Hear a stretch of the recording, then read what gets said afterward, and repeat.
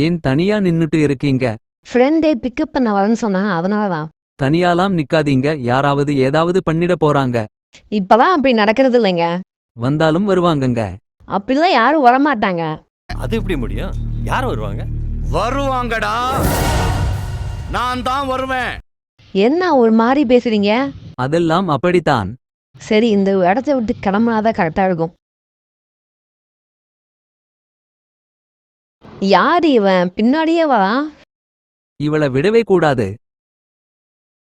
ஐயோ, பின்னாடியே வரானே. செம பிகரா இருக்காளே, இன்னைக்கு ஒரு வேட்டதான். ஏய் நில்லு, கொஞ்ச நேரம் கோஆபரேட் பண்ணு. டேய் தொடாதடா டேய். ஐயோ, என்னை காப்பாத யாரும் இல்லையா? ஹர ஹர மகாதேவுக்கு.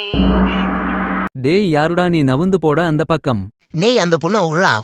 அப்படி எல்லாம் விட முடியாது, என்னடா பண்ணுவ? நீ பொண்ணா இருந்தா தானே அந்த பொண்ணோட கஷ்டம் தெரியும். அதுக்கெல்லாம் வாய்ப்பே இல்ல, மூடிட்டு கிளம்பு. அப்படியா?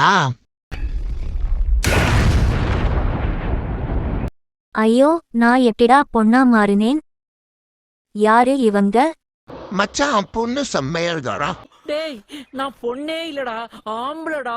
ஆம்பளன்னு பொய்யா சொல்றேன். முதல்ல நான் ஒரு பொண்ணா இருக்கணும்டா, அப்பதானடா உங்க எண்ணம் ஈடேறும். இவளை விடவே கூடாது இன்னைக்கு. டேய் என்ன விடுங்கடா. எனக்கு அருவருப்பா இருக்குடா, விடுங்கடா. ஐயோ, என்ன காப்பாத்த யாரும் இல்லையா? என்ன எதுவும் பண்ணாதீங்கடா. டேய் போதும் போதும், கண்ணத்தோட. இப்பதான் சாமி எனக்கு எல்லாம் புரிஞ்சுது. ஒரு பொண்ணா இருந்தா எவ்ளோ கஷ்டம்னு எனக்கு இப்பதான் புரியுது. என்னதான் இருந்தாலும் ஒரு பொண்ணோட பர்மிஷன் இல்லாம அந்த பொண்ணை போடவே கூடாது.